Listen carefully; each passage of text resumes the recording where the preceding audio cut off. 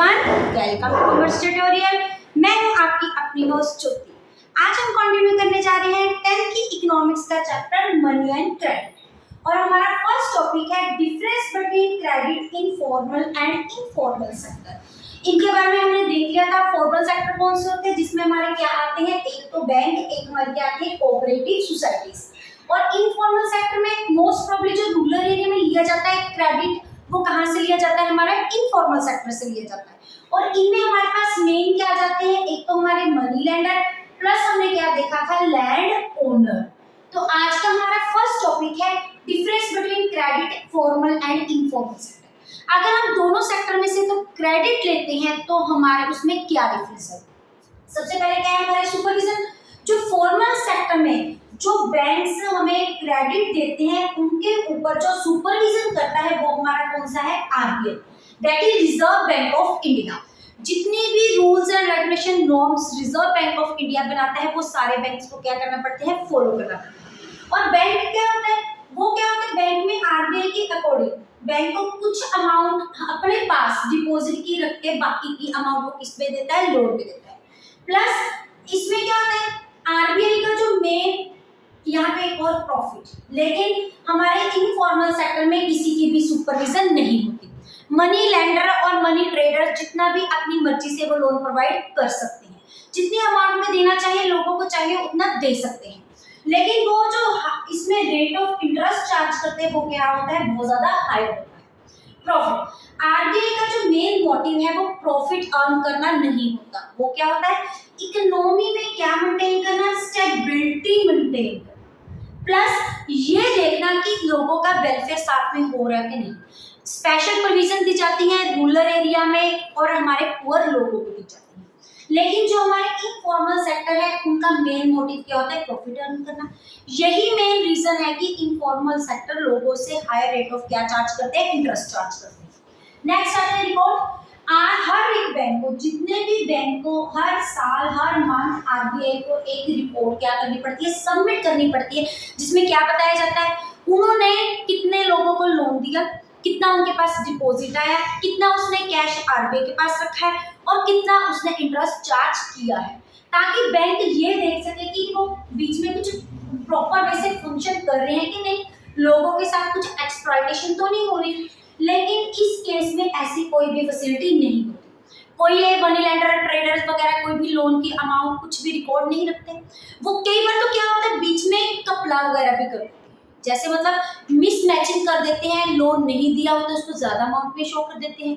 Plus क्या होता है, लोगों को इतनी इन्फॉर्मेशन नहीं होती, उनसे साइन वो ले लेते हैं। हमने देखा है कि वो बहुत ज्यादा क्या करते हैं, अल्टीमेटली एक्सप्लॉयटेशन करते हैं वो लोगों की। नेक्स्ट है लोन। जो फॉर्मल सेक्टर में लोन प्रोवाइड किया जाता है वो पुअर लोगों के वेलफेयर के लिए प्रोवाइड किया जाता है। उनमें रेट ऑफ इंटरेस्ट क्या चार्ज किया जाता है, लो चार्ज किया जाता है। इसलिए क्या है, चीप सोर्स ऑफ हमारा क्या बन जाता है, लोन। लेकिन ये क्या है, कॉस्टली लोन है, क्योंकि रेट ऑफ इंटरेस्ट क्या होता है, हाई होता है, जिसके कारण कॉस्ट ऑफ लोन क्या पड़ जाती है, बहुत ज्यादा हाई हो जाती है। नेक्स्ट है कॉस्टली सेम, और ये कॉस्टली है और ये हमारा सॉरी आरबीआई का कॉस्टली नहीं है, क्योंकि जो कोऑपरेटिव सोसाइटी है वो कोऑपरेशन के साथ काम करती है, उनका तो जो लोन इंटरेस्ट रेट है वो बैंक से भी क्या होता है, कम होता है और चीप सोर्स ऑफ क्या होता है, क्रेडिट होता है। नेक्स्ट है इनकम। जो लोग बैंक से लोन लेते हैं उनके पास स्पेशल प्रोविजंस होती हैं, इंस्टॉलमेंट्स में बैंक की वापस की पेमेंट की जाती है, लोगों की कैपेबिलिटी को देख के उनको स्पेशल रिलैक्सेशन सब्सिडीज वगैरह भी दी जाती है। और क्या होता है, हमारी इनकम का जो कम पार्ट है पर्सन का वो लोन की रीपेमेंट में लगता है, क्योंकि इजी सोर्स ऑफ फाइनेंस है। लेकिन जो इनफॉर्मल सेक्टर है उसमें लोगों की जो इंटरेस्ट रेट ज्यादा चार्ज किया जाता है, जिसके कारण हमारा जो लोन की अमाउंट है, कॉस्ट है, वो क्या हो जाती है, कॉस्टली हो जाती है। लोगों की इनकम का ज्यादा पार्ट इस इंटरेस्ट को पूरा करने में ही लग जाता है। नेक्स्ट है स्पेंडिंग। इसमें क्या होता है, लोगों की लोन इतना नहीं होता है जितनी की उससे ज्यादा स्पेंडिंग हो जाती है, क्योंकि रेट ऑफ इंटरेस्ट ज्यादा होता है। अगर 1,00,000 रुपीज पे 20% का इंटरेस्ट है तो वो 50% का इंटरेस्ट है, तो 1,00,000 का 50% तो हमारा ऐसे इंटरेस्ट में चला जाता है। तो जिसके कारण इनकम का मेजर पोर्शन किस पे स्पेंड होता है, हमारी स्पेंडिंग में स्पेंड होता है। लेकिन आरबीआई में ऐसा कुछ नहीं है। डेट ट्रैप, एक लोन को रिकवर करने में हमने लास्ट सेशन में देखा था कि जो पुअर लोग हैं वो एक लोन को रिकवर करने के लिए वापस से बैंक के पास लोन लेते हैं, जिसमें हमने एग्जांपल ली थी, एक पर्सन है जिसने लोन लिया है, उसने वो एग्रीकल्चर लेबर है, पहले उसने लोन लिया जिसमें सीड्स और फर्टिलाइजर वगैरह उसने परचेज किए, फिर उस पर फर्टिलाइजर और पेस्टिसाइड का छिड़काव किया और उसकी क्रॉप की प्रोडक्शन अच्छी हुई। फिर दोबारा से उसने नेक्स्ट ईयर परचेज किया इस लोन को रिकवर करने से, फिर उसने क्रॉप को प्रोडक्शन के लिए मनी लेंडर से लोन लिया, उस पे इंटरेस्ट रेट और भी ज्यादा था, फिर भी उसकी जो क्रॉप की प्रोडक्शन अच्छी नहीं हुई, क्योंकि इंडिया में जो हमारी main source of crop production वो किस पे डिपेंड करती है, मॉनसून पे डिपेंड करती है, रेनफॉल पे डिपेंड करती है। तो फिर एक लोन को रिकवर करने के लिए उसने दूसरा लोन लिया, फिर तीसरा लोन लिया, अल्टीमेटली उसके पास कितने पैसे भी अवेलेबल नहीं थे कि वो अपने नॉर्मल इनलेस वगैरह का रिकवर कर सके, तो उसके लिए उसने फिर से लोन लिया। जब हम फर्दर एक चीज को रिकवर करने के लिए लोन लेते रहते हैं तो किस ट्रैक में फंस जाते हैं हम, डेट ट्रैक। डेट का ट्रैक वो लोन का ट्रैक जिसमें एक बार बंदा फंस जाए तो वापस उससे निकलना बहुत ज्यादा मुश्किल होता है, लेकिन इस आरबीआई का केस में ऐसे कुछ भी नहीं होगा।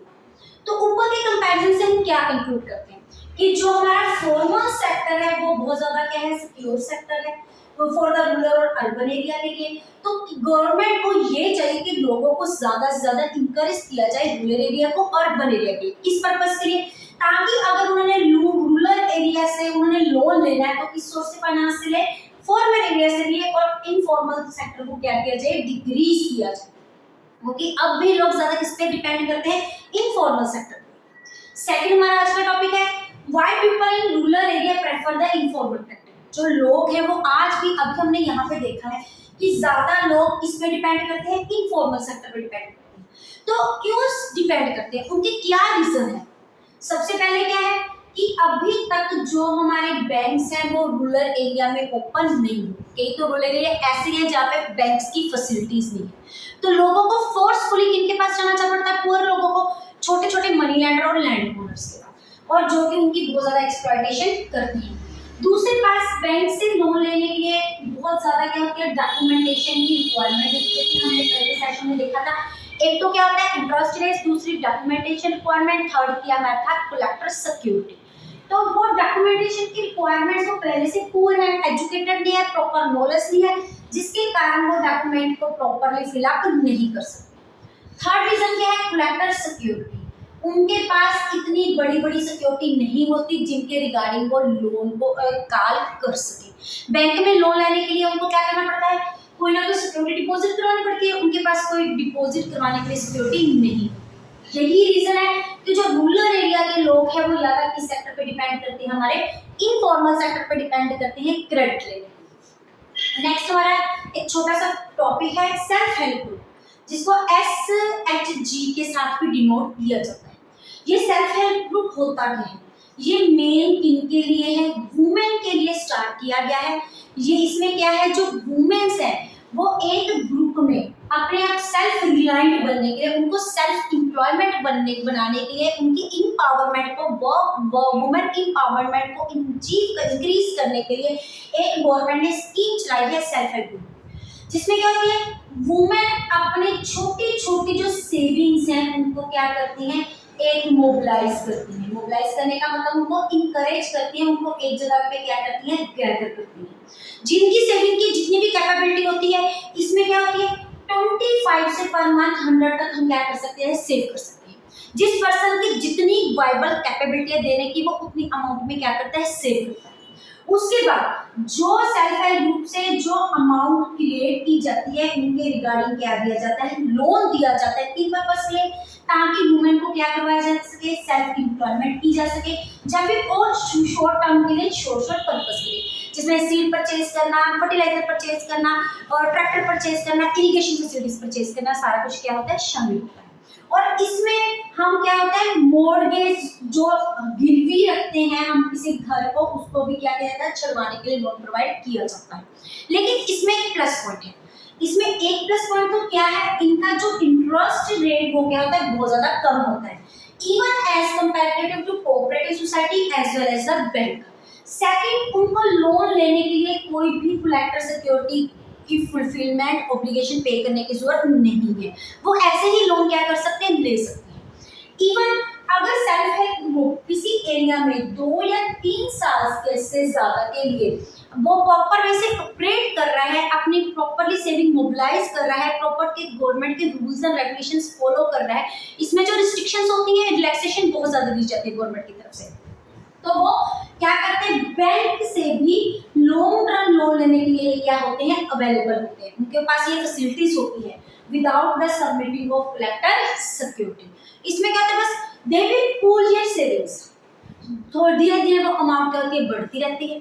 ये ग्रुप जितना भी इन्होंने लोन देना है, उनकी जितनी भी टर्म्स हैं, जितनी भी कंडीशंस हैं, जितना भी इंटरेस्ट रेट है, जितनी भी रीपेमेंट है, ये कौन डिसाइड कर देगा, सेल्फ हेल्प ग्रुप के क्या डिसाइड करेंगे, मेंबर्स डिसाइड। इनमें गवर्नमेंट की कोई भी रिस्ट्रिक्शन नहीं, कौन सा मोड ऑफ पेमेंट है, कौन सा इंटरेस्ट चार्ज करना है, कितने टाइम पीरियड के लिए चाहिए, कैसे कैसे चाहिए, ये सारा कुछ कौन डिसाइड करेगा, मेंबर्स। किसके मेंबर, सेल्फ हेल्प ग्रुप के मेंबर्स। इसी के साथ हमारा ये चैप्टर कंप्लीट होता है। अगर आप इसका स्क्रीनशॉट लेना चाहते हैं तो ले सकते हैं। वीडियो अच्छे लगे इसको लाइक करें, ज्यादा से ज्यादा शेयर करें, चैनल को सब्सक्राइब करना ना भूलें। Thank you, have a nice day.